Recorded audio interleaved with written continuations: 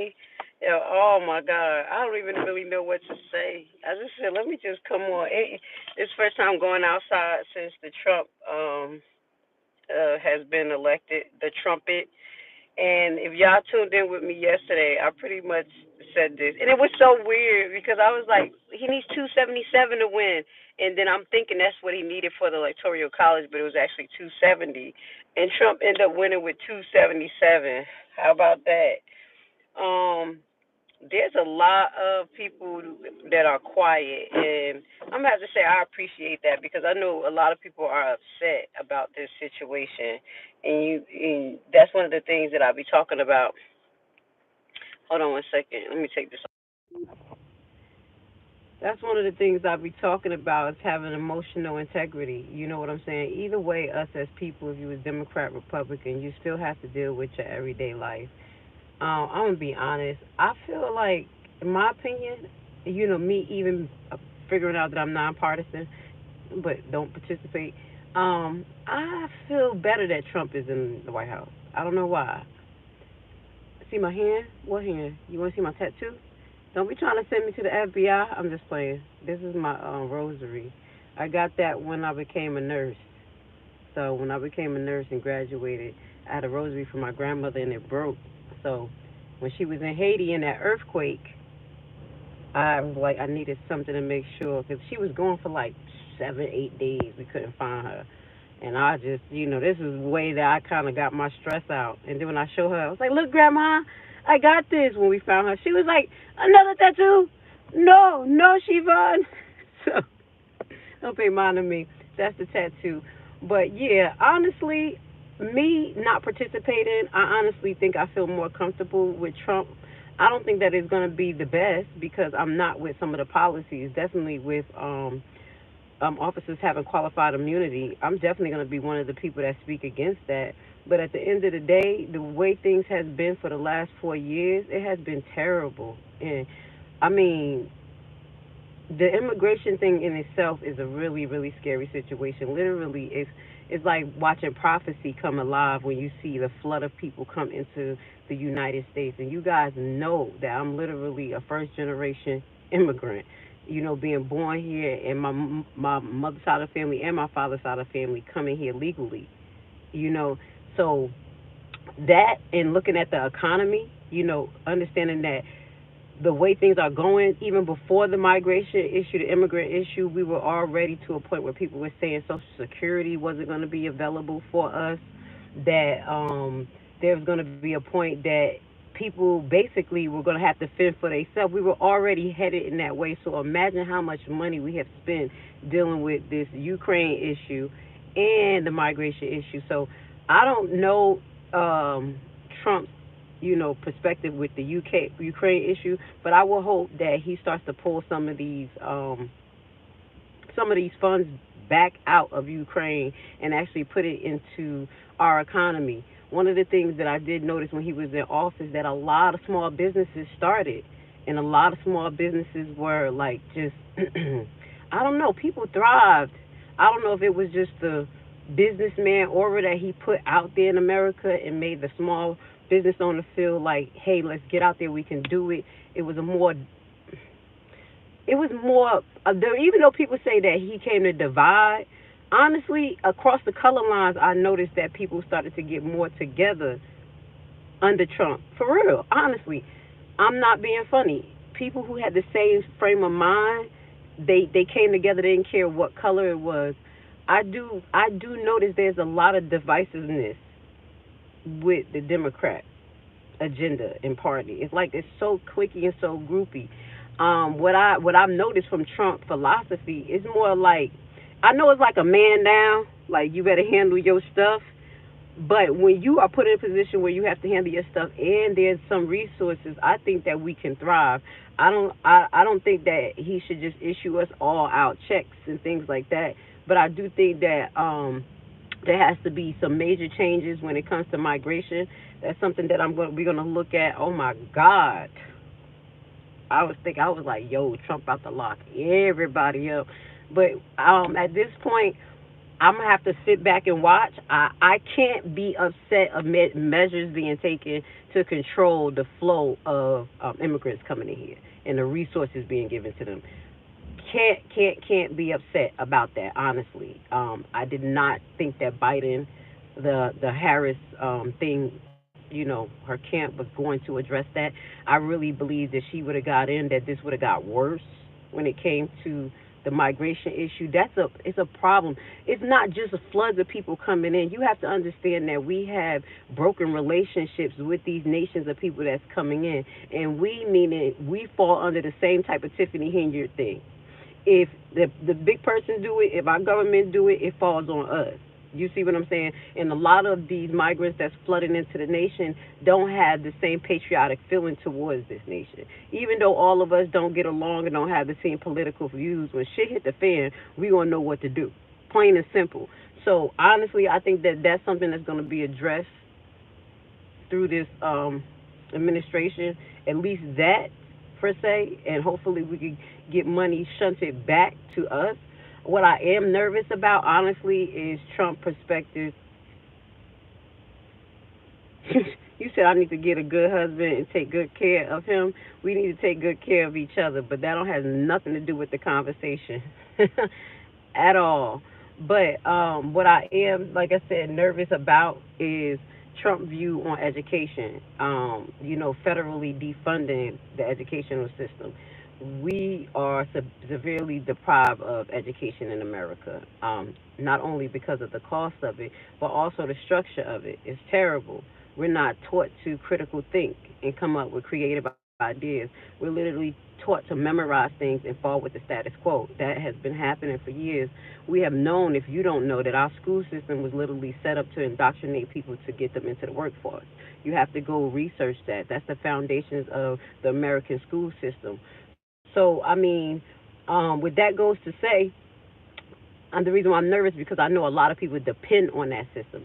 They like, I pay taxes, I depend on it, and it should be like this. We have parents fighting to try to control the curriculum with through the boards when all of this sexualism was coming through, LGBTQ thing was coming through, and honestly, I think that's going to be a major issue.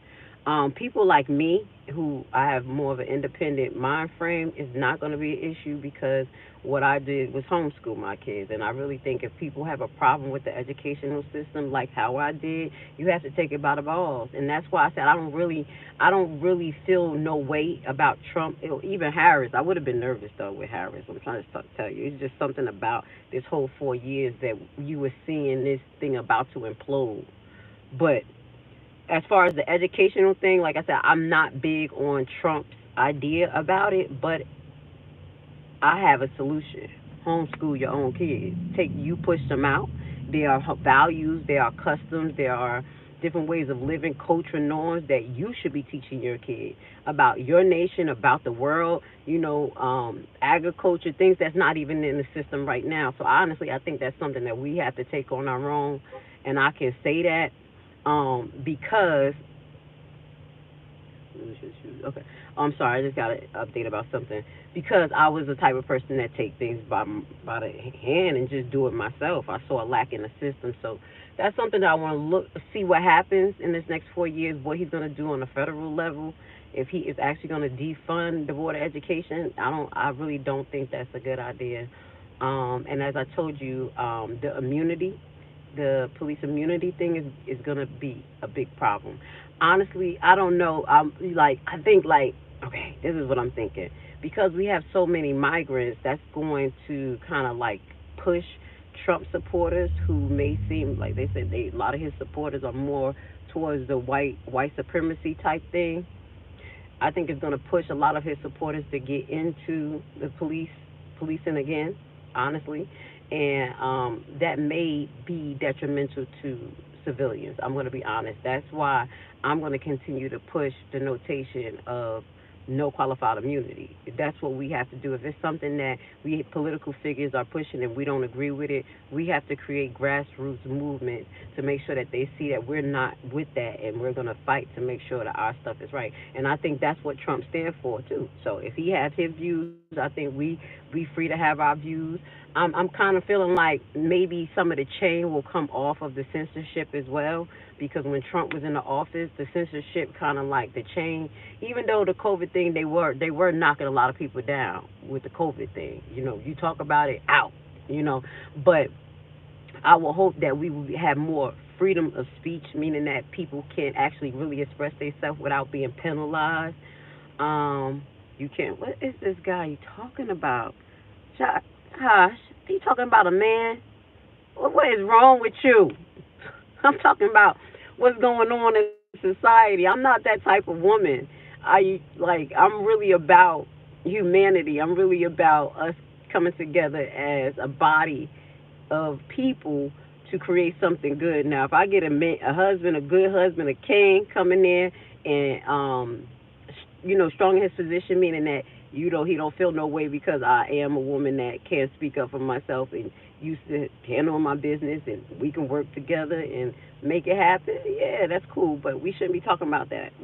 That is something that we need. We need more love, more relationships, people uniting. I understand, but stop trying to distract me. Okay, I'm okay. I am okay. I am like a damn nun. If y'all really know, I sleep in my bed like this.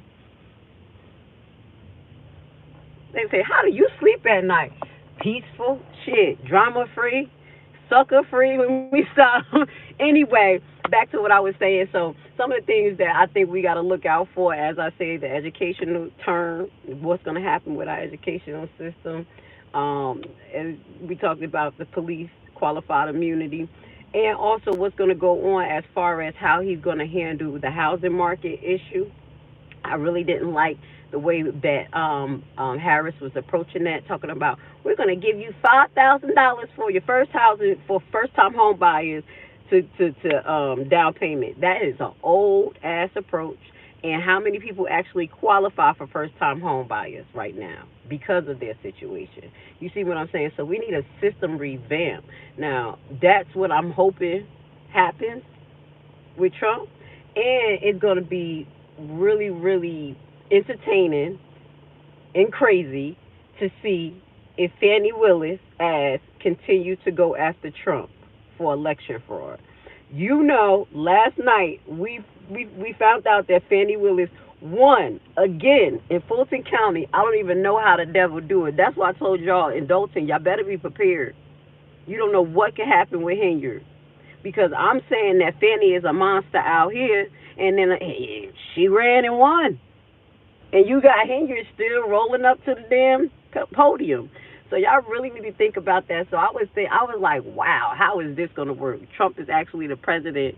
Fannie Willis actually won as DA again, and she's going to pursue.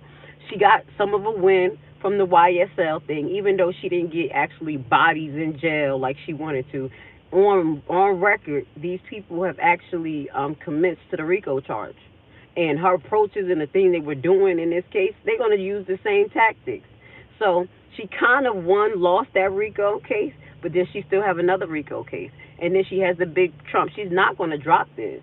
So this is something that we got to look forward to.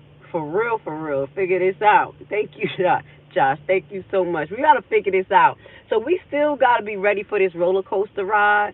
This is really like a solemn day. Like everybody like quiet.